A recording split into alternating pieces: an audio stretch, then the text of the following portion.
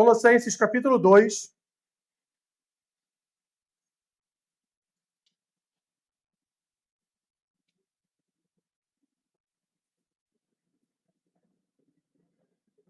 Vou fazer a leitura do versículo 1 ao versículo 7.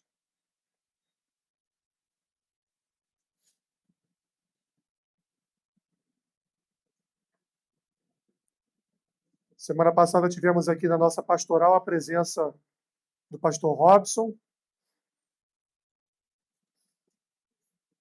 que, além de pregar, trabalhou também, né? Tocou violão, a Simone cantou. Então, soldado no quartel, ainda que o quartel não seja o seu quartel, né? Mas presta serviço também. Colossenses capítulo 2, versículo 1 ao 7. Disse assim Paulo aos Colossenses: Gostaria, pois, que soubesseis quão grande luta venho mantendo por vós, pelos laodicenses e por quantos não me viram face a face, para que o coração deles seja confortado e vinculado juntamente em amor, e eles tenham toda a riqueza da forte convicção do entendimento, para compreenderem plenamente o mistério de Deus, Cristo, em que todos os tesouros da sabedoria e do conhecimento estão ocultos. Assim digo, para que ninguém vos engane com raciocínios falazes. Pois, embora ausente quanto ao corpo, contudo em espírito estou convosco, alegrando-me e verificando a vossa boa ordem e a firmeza da vossa fé em Cristo. Vamos ler juntos versículos 6 e 7? Ora, como recebestes Cristo Jesus, o Senhor, assim andai nele, radicados e edificados e confirmados na fé, tal como fostes instruídos, crescendo em ações de graças. Obrigado, Senhor, por tua palavra nesta manhã, que o teu Espírito Santo possa me usar como instrumento de edificação e bênção para o coração do teu povo. Em nome de Jesus. Amém. Podeis sentar.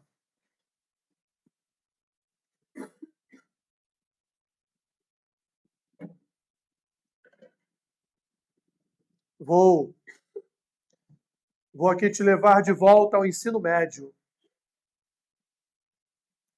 Você lembra da primeira lei de Newton? Lascou, né? A primeira lei de Newton é a lei conhecida como a lei da inércia. Inércia, você tem uma noção do que é, né? Inércia não é você ficar parado. Na inércia, o que acontece é que toda a matéria tende a resistir a mudanças no seu estado de movimento ou repouso. Isso é a inércia. Ou seja, um objeto parado tende a continuar parado. E um objeto em movimento tende a continuar se movendo em linha reta e em velocidade constante. E essa é a denominação ou aquilo que representa o que Newton realizou, né, em sua lei, em sua primeira lei.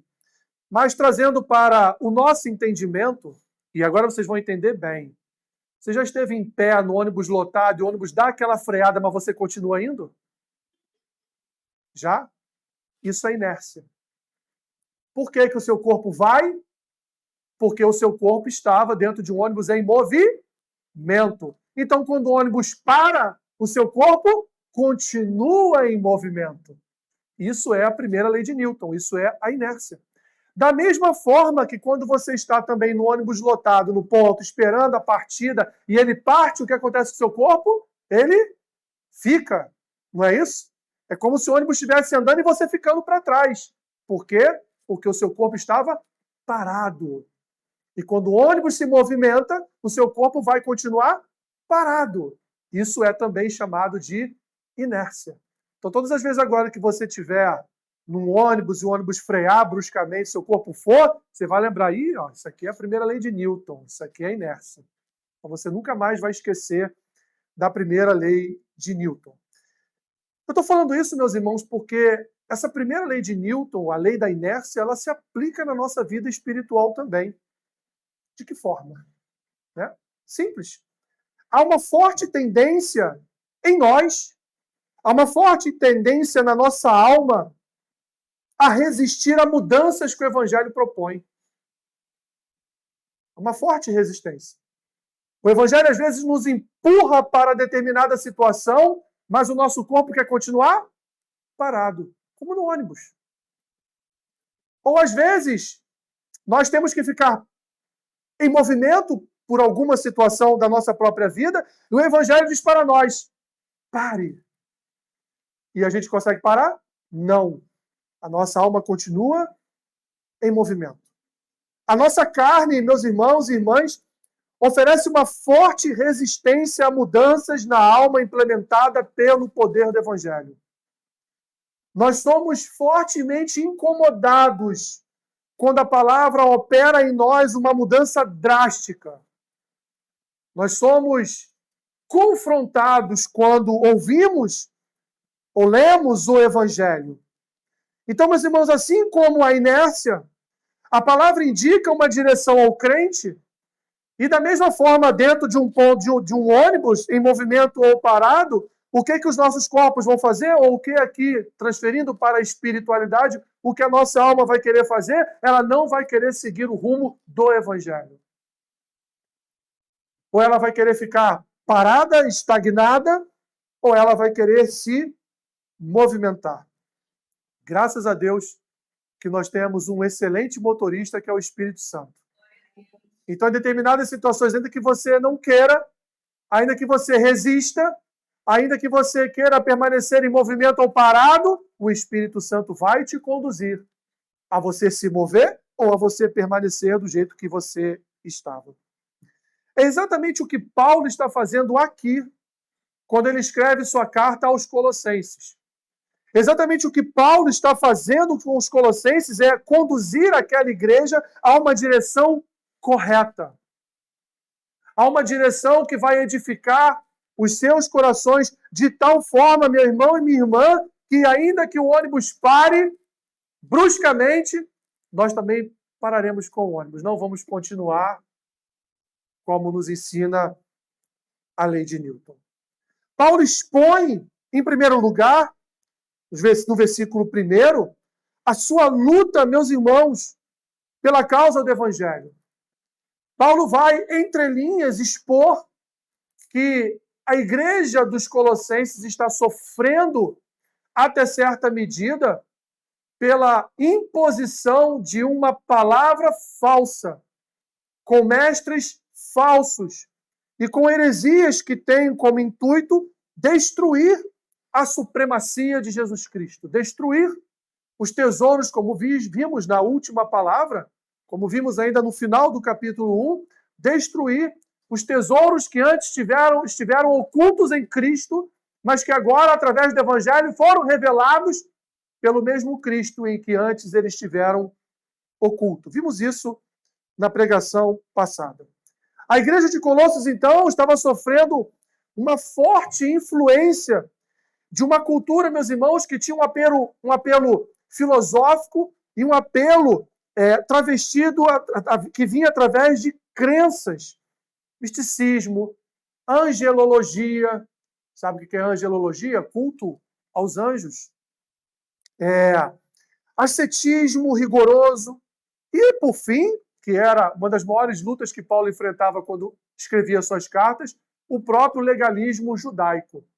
Então, era uma igreja que estava sofrendo com alguns homens que queriam apresentar, entre aspas, os mistérios do Evangelho, deixando de lado os mistérios do Evangelho ocultos em Cristo, mas estavam querendo implementar na igreja alguns sacrifícios, algumas obras humanas que viessem a revelar àquela igreja os mistérios que estavam escondidos em Deus.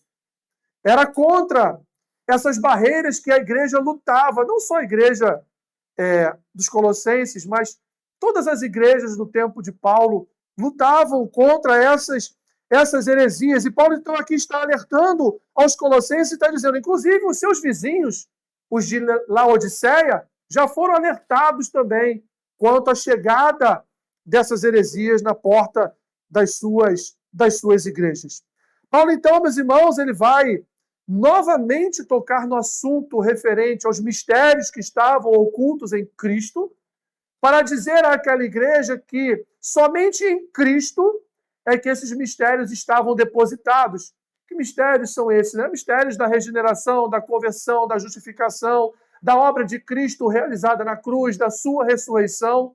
Tudo aquilo que antes estava, como eu disse na pregação passada, tudo aquilo que estava antes oculto, misterioso no Antigo Testamento, não era muito claro aos nossos olhos. Havia uma nuvem que embaçava a nossa visão completa no Antigo Testamento a respeito do que aconteceria, em que pese todas as profecias relativas a um Salvador, a um Messias, mas as coisas não eram tão claras assim. Agora, no contexto do Novo Testamento, tudo isso foi revelado através da vida, de vida, morte e ressurreição do nosso Senhor e Salvador Jesus Cristo. No contexto, então, meus irmãos, de toda a carta do apóstolo Paulo aos Colossenses, ele estava dizendo, olha, vocês que já receberam a revelação de Cristo, vocês têm agora, por conta dessa transformação operada em seus corações, vocês agora devem resistir a toda forma de filosofia, de misticismo, de mistura de várias culturas e religiões, e até mesmo resistir ao judaísmo, ao legalismo judaico. Ele, então, fala para os colossenses, estou aqui fazendo um resumo dessa parte que nós fizemos a leitura, ele exorta os colossenses a praticarem a sua fé em Jesus Cristo, a olharem somente para aquilo que lhes foi ensinado por outros que ali estiveram, porque Paulo não esteve com eles, e permanecessem, portanto, alicerçados em Jesus Cristo, do qual eles já tiveram revelados, repito, os tesouros que antes estavam ocultos, e assim permanecessem em Cristo. Isso é um resumo do que Paulo diz aqui aos Colossenses. Mas eu quero, meus irmãos, nesta manhã, eu quero aqui trazer dois apanhados desta palavra que vão falar conosco nesta manhã a respeito, em primeiro lugar, a respeito do nosso interesse, meus irmãos, pela igreja. Não o interesse do que a igreja nos proporciona, porque a igreja é um instrumento nas mãos do Senhor que nos proporciona um revigorar na nossa fé, o ensino da palavra e tantas outras coisas aqui que eu não quero aqui elencar.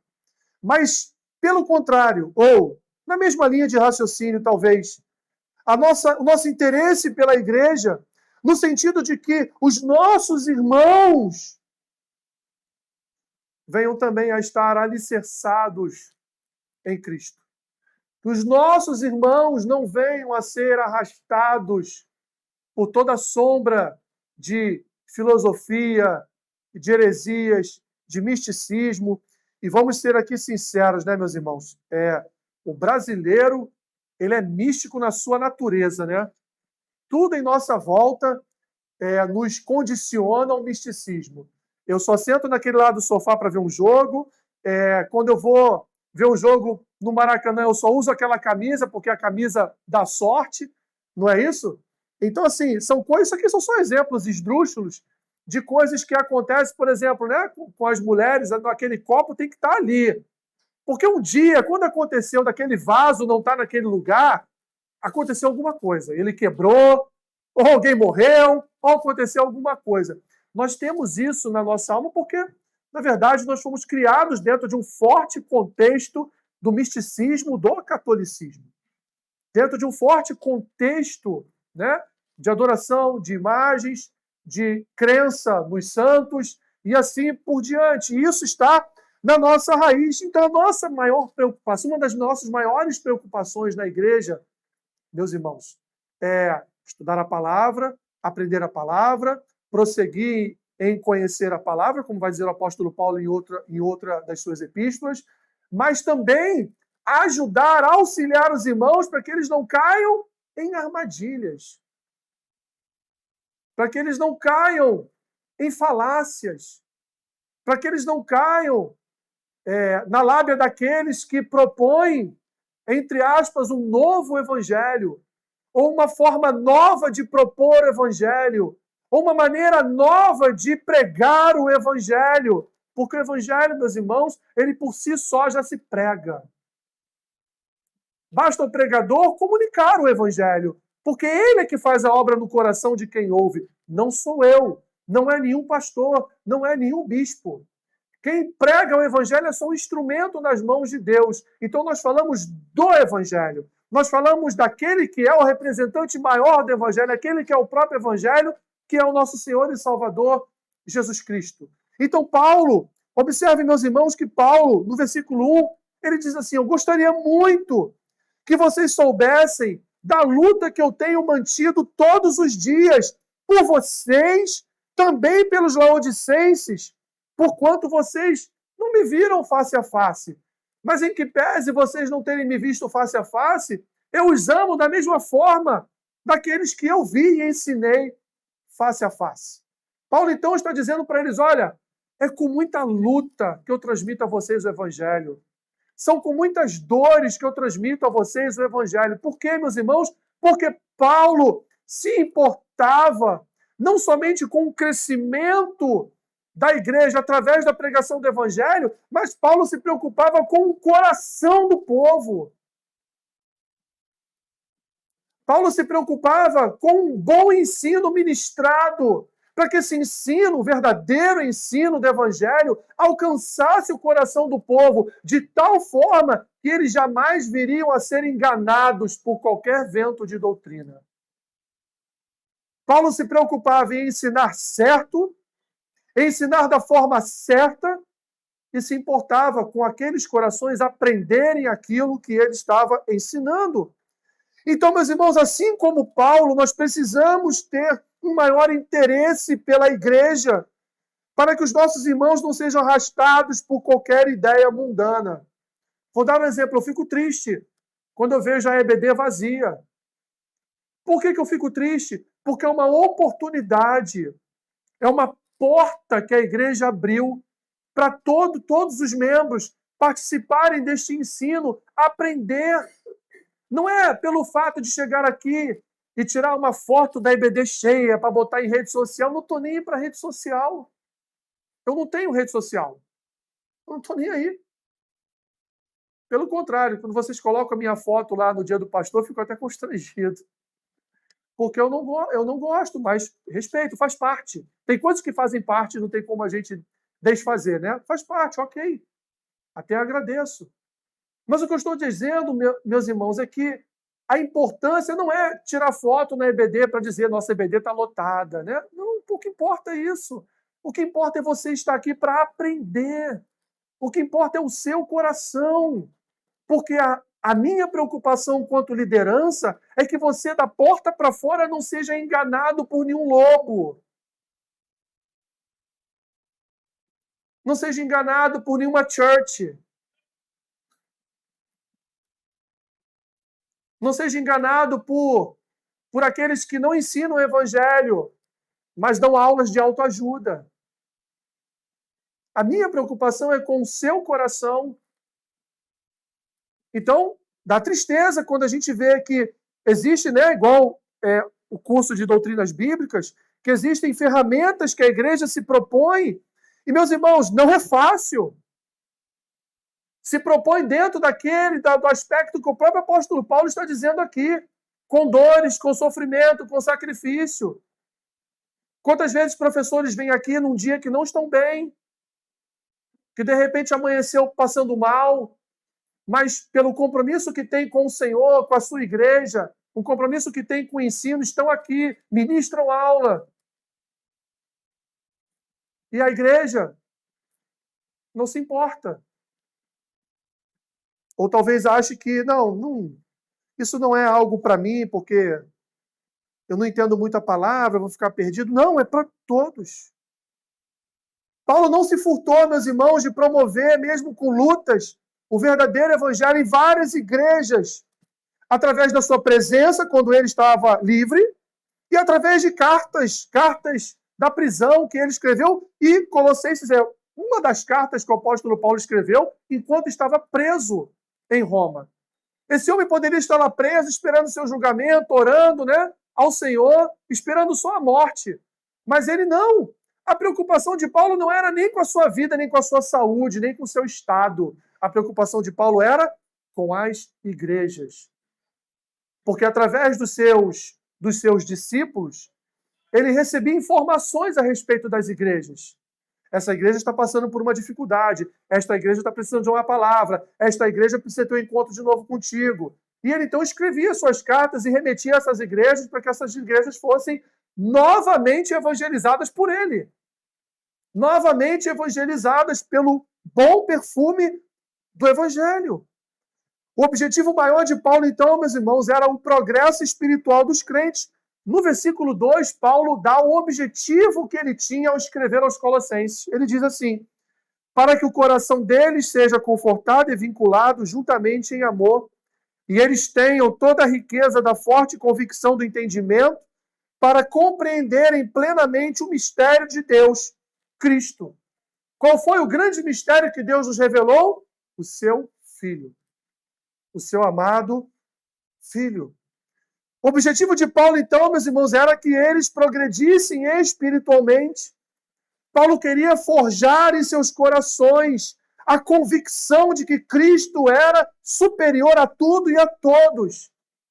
Entendendo plenamente, meus irmãos, os mistérios de Cristo que ele vai chamar de tesouros da sabedoria e do conhecimento, versículo 3, em quem todos os tesouros da sabedoria e do conhecimento estão ocultos. Paulo estava dizendo, olha, se chegar alguém na igreja dizendo para vocês assim, tudo isso que vocês aprenderam agora não vale de nada. Eu tenho algo novo para revelar a vocês. Eu tenho um evangelho novo para revelar a vocês. Eu tenho uma palavra nova para revelar a vocês. Vocês já viram aquele pregador que abre as escrituras num texto muito conhecido de todos, que você já viu centenas de pregações daquele texto, e ele diz assim, o que eu vou falar hoje para vocês aqui, o Espírito Santo me revelou, ninguém nunca falou. Ô, meu irmão, vai pecar. Como assim? Ué.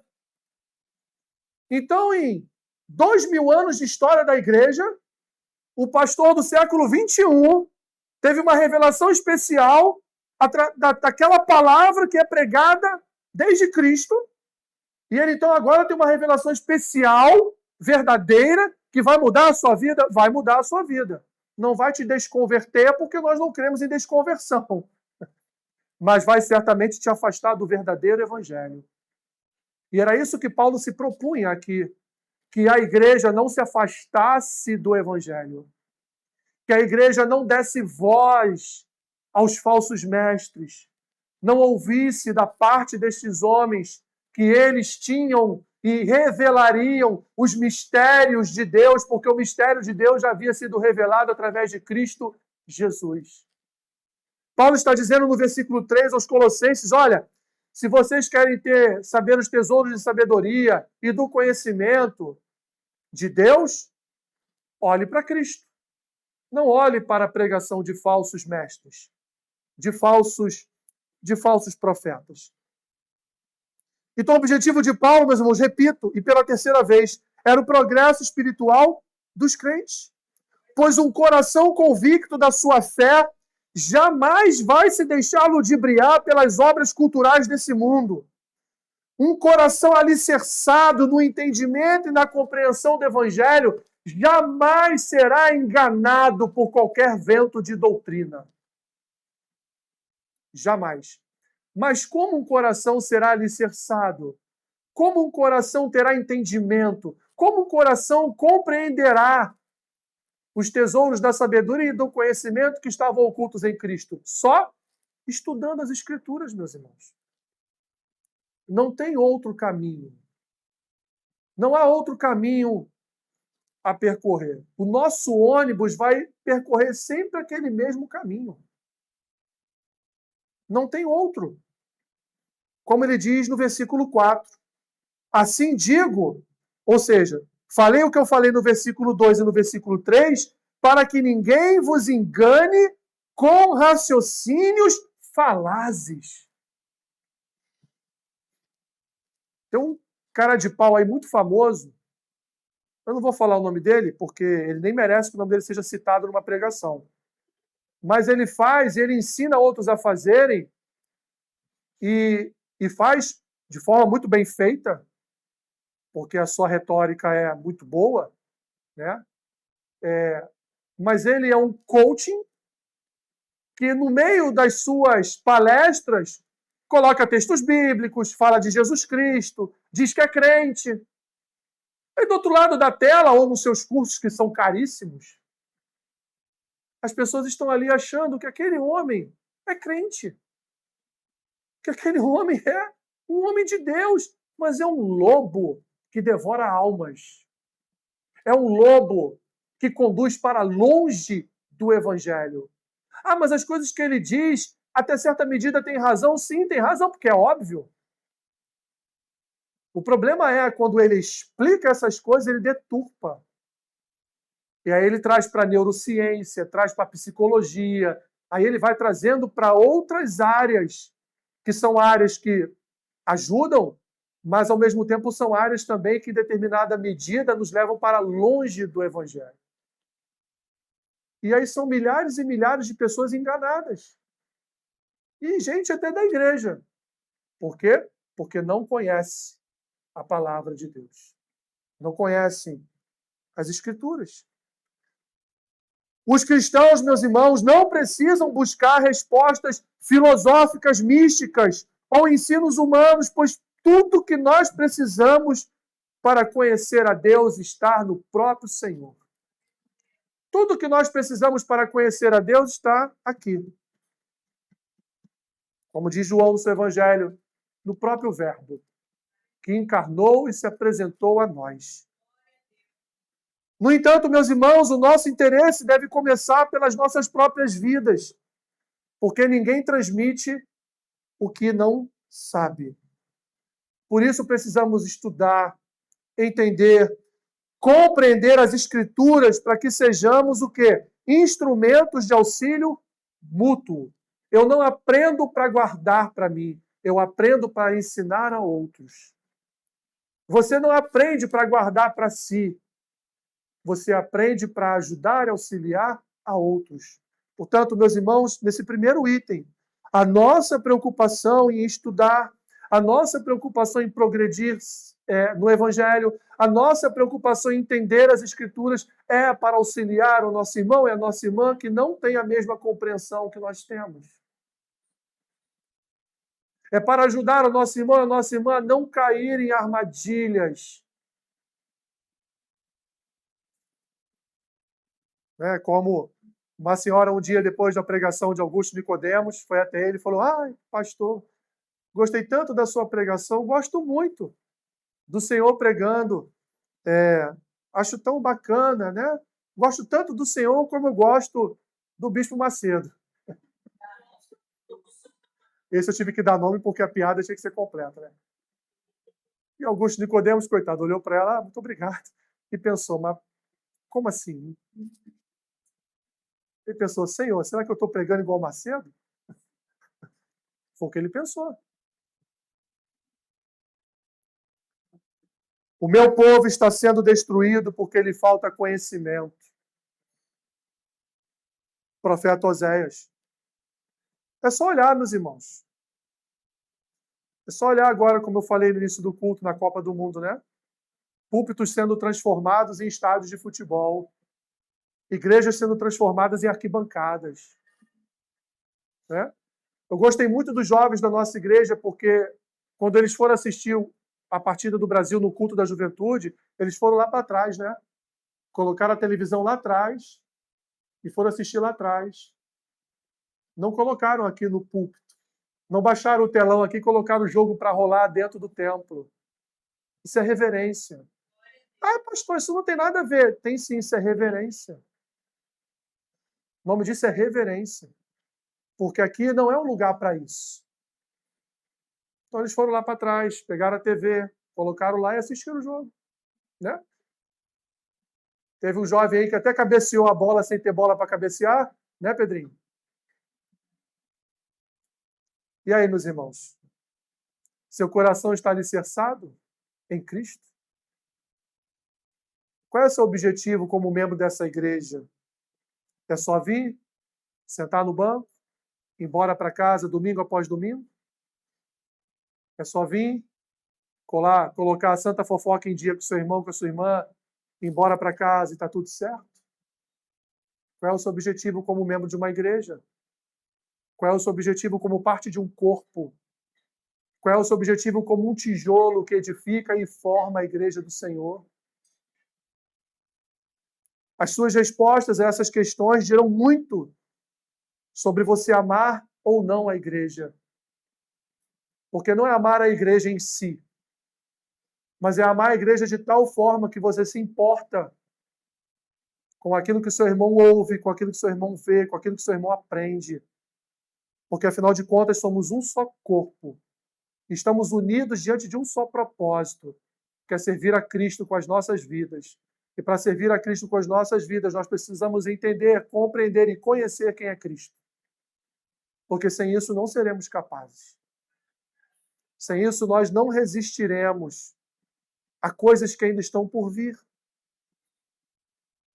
Segundo ponto, meus irmãos, o nosso interesse na igreja deve estar vinculado principalmente, faz parte, ao progresso espiritual do corpo. Paulo convida os colossenses de volta aos ensinos fundamentais que lhes foram transmitidos por Epáfras. Paulo usa as expressões recebestes, radicados, aqui na nossa versão radicados, mas esse radicados significa enraizados, edificados e confirmados. Paulo está lembrando aos colossenses do firme fundamento sobre o qual eles foram ensinados.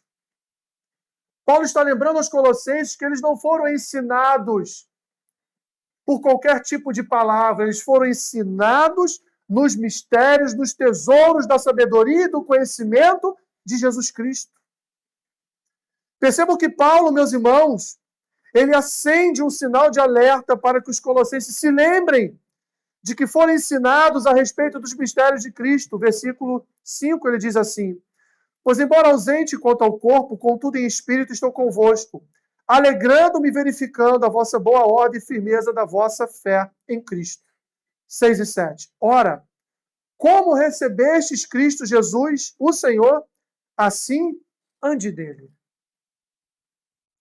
Você recebeu a Cristo como seu Senhor, então ande como Cristo. Nele, enraizados, edificados, confirmados, instruídos e crescendo em ações de graças. Paulo está dizendo, meus irmãos, que eles não precisavam de outros mistérios. Eles não precisavam de outros, entre aspas, tesouros de sabedoria. Eles não precisavam de outros conhecimentos. O que eles precisavam já havia sido ministrado sobre eles. O Evangelho de Jesus Cristo. Os mistérios ocultos em Cristo. Os tesouros da sabedoria e do conhecimento que estavam em Cristo. Pois Cristo, meus irmãos, era o único e suficiente para as suas vidas. Vou repetir, Cristo é único e suficiente para as nossas vidas. Nós não precisamos de uma nova palavra, de um novo evangelho, de uma nova revelação, de uma nova profecia, de um novo entendimento, de uma nova compreensão. Todos aqueles que ministram dessa forma são representantes de falsas filosofias, falsas doutrinas, heresias, que sorrateiramente entram pelas portas da igreja e contaminam pessoas. Em terceiro lugar, meus irmãos, o próprio Senhor Jesus trabalhou no sentido de ensinar o povo a respeito da verdadeira palavra. Jesus foi um mestre inigualável. Jesus não precisou sapatear, Jesus não precisou rodopiar, Jesus não precisou trazer revelações em oculto, porque Jesus pregou o reino, Jesus pregou o Pai, Jesus pregou a palavra. Aliás, Jesus, depois que sai da Galiléia, depois que ele cumpre a profecia de Isaías e se apresenta lá na Galiléia aos perdidos, Jesus imediatamente se dirige a um tal de um monte, né? Conhecido como o Monte do Sermão, ou o Sermão do Monte.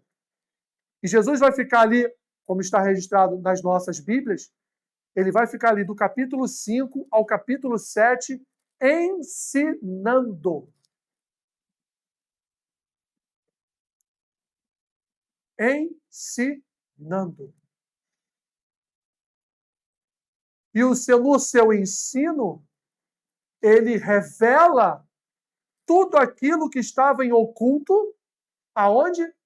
No Levítico, no Pentateuco. Ele vai revelando, uma a uma. E o povo lá embaixo, eu imagino, eu queria ser uma mosquinha para estar vendo a cara do povo, pensando, mas não é assim que os fariseus nos ensinam. Não é assim que os escribas nos ensinam. Eles nos ensinam, por exemplo, quando nós formos orar, que a gente tem que ir lá para a praça, que todo mundo tem que ver a gente orando.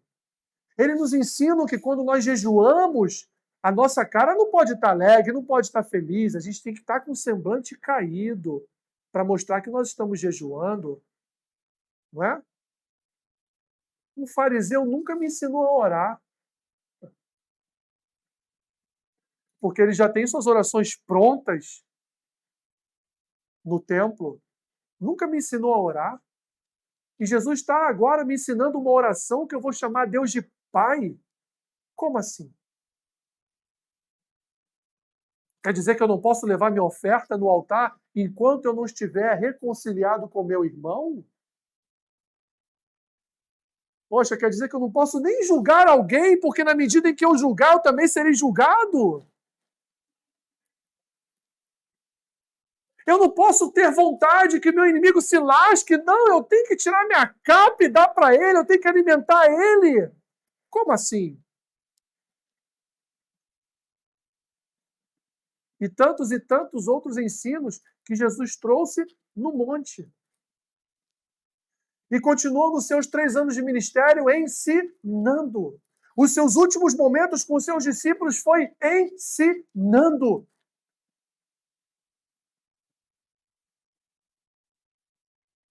Nosso interesse na igreja deve ser pelo progresso espiritual, porque o próprio Senhor Jesus, meus irmãos, se interessa no nosso progresso espiritual. A repreensão legalista judaizante destruía, mas o ensino de Jesus avivava a alma do pecador. E Paulo compreendeu em sua conversão que Jesus era suficiente para a sua vida. Paulo compreendeu na sua conversão, na regeneração do seu coração, que ele não dependia de mais ninguém, só do Senhor Jesus. E Paulo agora ensina aos Colossenses e nos ensina também, meu irmão e minha irmã, que nós precisamos compreender e entender a quem nós servimos, para sermos instrumentos nas mãos dele para outras vidas. E eu quero terminar com algumas aplicações. Em primeiro lugar, somente as Escrituras nos protegem de toda heresia. O segundo livro mais lido na história da humanidade se chama O Peregrino. Nem o peregrino te livra de heresias, só as Escrituras.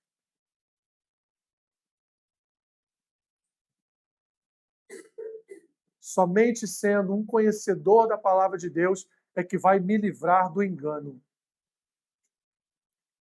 E não se enganem, porque existem ensinos que são sorrateiros. Você nem consegue identificar a heresia dentro daquele ensino, mas ela está ali. E vai promover um resultado.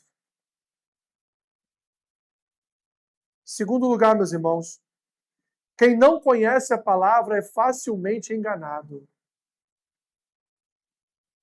Quem não conhece as Escrituras é facilmente enganado. Temos a cultura do não tem nada a ver. Temos a cultura de que não, isso aí já beira o fanatismo. Temos a cultura do que não é bem assim que a palavra diz. Temos a cultura de que a palavra deve se adequar ao nosso tempo. Essa é perigosíssima.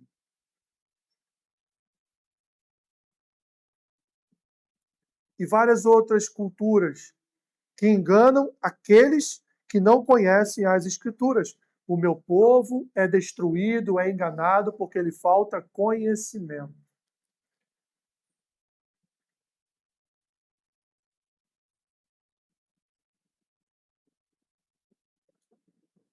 Como o próprio profeta Isaías disse, né? O boi conhece o seu dono e o jumento a sua manjedoura, mas Israel não me conhece. Não me conhece. Terceiro lugar, meu irmão e minha irmã, eu quero te exortar nesta manhã. Aproveite as oportunidades para conhecer mais as Escrituras. Vamos voltar à primeira lei de Newton? Não permaneça na inércia. Deixe o Evangelho te conduzir. Permita-se estudar, permita-se se conhecer. Avance no sentido de conhecer as Escrituras. Não pare, não retroceda, não negligencie o seu coração. O nosso coração é a nossa pior armadilha. O nosso coração é a pior arma que nós temos contra nós mesmos. Ah, aconteceu algo, eu fiz isso, eu fiz aquilo, o diabo é sujo. Não, meu irmão, seu coração não é o diabo.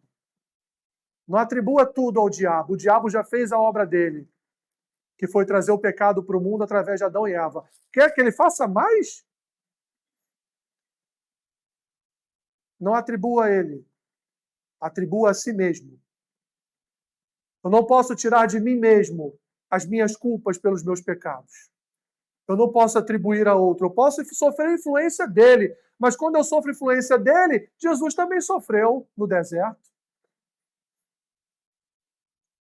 Mas o que livrou Jesus da tentação? O fato dele ser filho de Deus? O fato dele ser Deus? O fato dele ter poder sobre anjos, sobre Satanás, sobre quem quer que ele quisesse ter? Não. Foi a palavra. Satanás é confrontado pela palavra 3 vezes. E na terceira ele foi embora. Aproveite as oportunidades para conhecer mais as Escrituras. Avance, avance, avance. Quarto lugar, o que não vier das Escrituras não é de Cristo. Seja um bereano. Julgue o que você ouve de mim, do Anderson, do Leandro, do Cleiton, da Solange, os professores que estão aqui ministrando aula. Julgue o que nós falamos à luz das Escrituras. Seja um bereano. Lembram lá dos bereanos? Seja um bereano. Conheça as Escrituras para que você não seja enganado. O que não vem da palavra não é de Cristo. Ah, mas foi muito bacana o que ele falou, mas o que ele falou está aqui? Não, então é dele. Não é do Espírito. Não é do Verbo. Não é da palavra. Quinto lugar, meus irmãos. E talvez a mais importante, uma das mais importantes. Quem recebeu a Cristo deve andar com Cristo. Nós recebemos o Senhor em nossas vidas, então que nós andemos com Ele. E o que é andar com Cristo? É conhecer. Você anda com quem você não conhece? Ninguém anda com quem não conhece. Então nós andamos com quem nós conhecemos. Então andamos com Cristo porque conhecemos a Cristo. E por último, meu irmão e minha irmã, Jesus Cristo é suficiente. Nós não precisamos de uma nova palavra. Não precisamos de um novo evangelho. Não precisamos de uma igreja que prega algo diferente. Como assim prega algo diferente? Que diferença é essa? Jesus Cristo é suficiente. Todos os tesouros da sabedoria e do conhecimento que estavam ocultos em Cristo e nos foi revelado através do evangelho, é disso que nós precisamos, e isso é para nós suficiente. Nada será maior, nada será melhor, nada será mais edificante, nada será mais transformador do que o evangelho. Nada. O evangelho é suficiente para as nossas vidas. O evangelho é suficiente para andarmos com Cristo. O evangelho é suficiente para sermos transformados. O evangelho é suficiente para ser ensinado, entendido, compreendido e reverberado através das nossas vidas. Jesus Cristo, ele é suficiente. E eu vou terminar repetindo os versículos 6 e 7, onde Paulo diz: ora, como recebestes Cristo Jesus, o Senhor, assim andai nele. Nele, radicados ou enraizados, edificados, confirmados na fé, tal como fostes instruídos, crescendo em ações de graças. Que Deus, meus irmãos, na sua ilimitada e infinita misericórdia, Ele nos ajude a compreendermos o quanto é bom conhecer a sua palavra, aproveitarmos as oportunidades para conhecermos a sua palavra, para que a nossa vida esteja alicerçada na sua palavra, não no que o nosso coração acha, não no que no coração de outros pensam, mas alicerçado na sua palavra, para que não venhamos a sermos enganados por qualquer forma de misticismo, por qualquer forma de ascetismo, por qualquer forma de sincretismo, por qualquer forma de doutrina falsa. Para terminar, a principal doutrina que era pregada pelos falsos mestres naquela cidade era aquela que afirmava que Jesus era um anjo enviado da parte de Deus,